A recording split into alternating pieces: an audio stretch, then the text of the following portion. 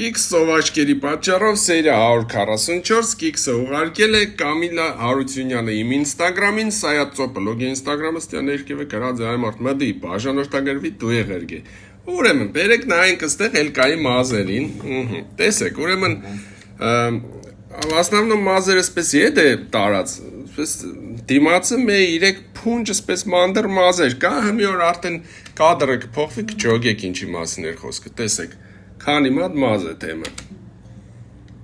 կադրը կփոխվի, Էլկա, կամ բժիշկ են կանչում, կամ գնում ենք հիվանդանոց։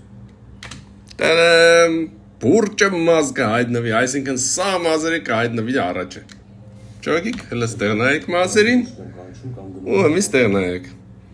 դուք կտորը ուշադիր եղեք էլի, ուշադիր, սիրելիներս դուք էլ ուշադիր եղեք, կիքսեր կնկատեք, ուղարկեք սայատ ծոպլոգ ինստագրամին,